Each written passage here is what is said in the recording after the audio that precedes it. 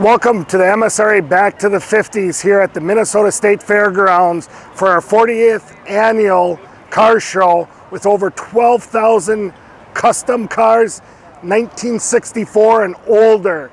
Enjoy the next video and I'd hope to see you here. Welcome to U.S. Classic Muscle Cars. Thanks for being here. Please enjoy the show.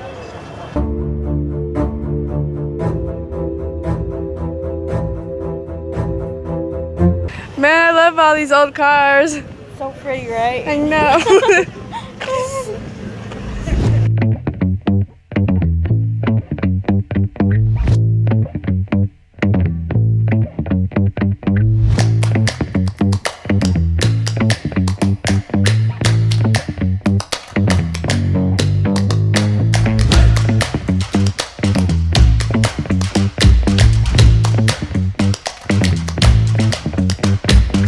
Hi, my name is Dave Smith. I'm here at the Back to the 50s show in Minneapolis, Minnesota, and it's one of the biggest car shows in the country. There's over 12,000 cars here of any make as long as 1964 or older. I have my 55 Buick Century here, and because I'm a Buick guy. Buick is the oldest car company in the country right now since Oldsmobile went out of business, and I've always been a Buick person. This 55 was a very popular model in 1955. It set Buick sales records for 780,000 vehicles produced. That was the number 3 vehicle producer in the country that date.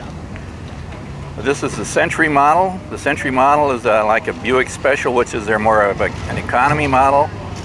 And then they put a big Buick Roadmaster engine in it. So it's basically a muscle car with the smaller body engine, smaller body car with the larger Buick Roadmaster engine in it.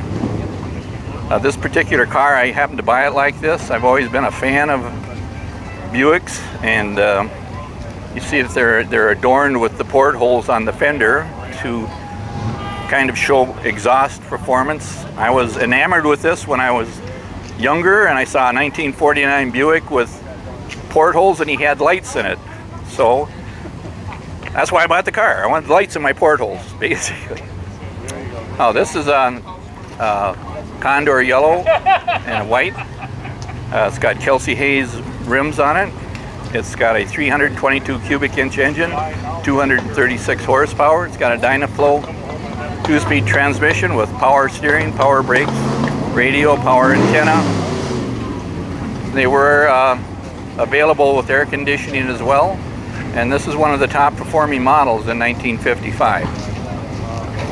And it's a good runner. The engine is called a nailhead engine because of their smaller valve configuration, and they have a lot of torque. They're a pretty fast car for the day. Okay. Now in 1955, this is a car without a center post. Buick pioneered they call it a hardtop Riviera, and in 1949 they came out with no center post in their car. So when they call it a convertible almost type car. This is the factory color combination that this car would come with. A lot of people go, what's the red and gray with the yellow car? But that's the way they came from the factory. It has a very nice, attractive dashboard. The steering wheel has a nice spear on it, so you don't want to get in an accident with this. Right. But they're safe cars. Very, very nice. And would you comment about The dashboard? No, the drip rail. Oh, yeah. This is what you call a drip rail for people that would get out of their cars in the rain, and the rain wouldn't hit your car if you close it. The drip rail closes like that. Open the door, it flips up. Also, these models, cars of this era, had wing windows. So they helped ventilation, but they helped people that smoked. They could hold their cigarette up to the vent window. Right. And the smoke wouldn't bother the people in the car. Those were the days. Right? Yeah, right. And so yeah, this is really, really sweet. really, really sweet. Yeah, I can show you the engine. Sure, please. And again, this isn't the biggest model. This is actually the smaller, medium-sized model. The Roadmaster is about a foot longer and about 400 pounds heavier. It's got, there's your nail head engine. Hold the mic up. There's your nail head engine, because you can see the valve covers are almost vertical in it. It's a very pretty engine for custom car makers in the past, because it dresses up really nice with chrome trim and custom valve covers. It's a good running engine too. So Right. Beautiful, beautiful. How does it drive? it drives really nice. It's got four-wheel coil suspension. It's got lever shocks in the back. Okay. So it's more of a boulevard ride. It's not, you know, you don't go through the cones and everything with it. But Buick's always been known for their softer boulevard ride. Right. And look at this bumper. I mean, this is like basically two bumpers with all this chrome.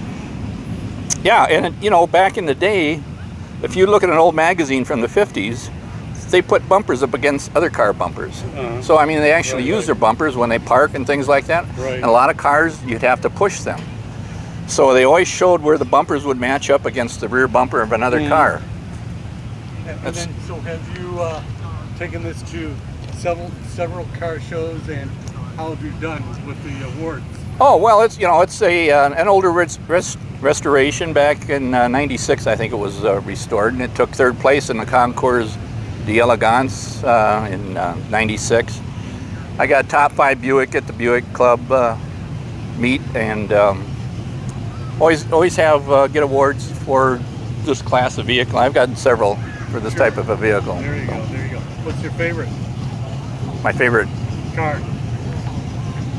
as far as, Buick.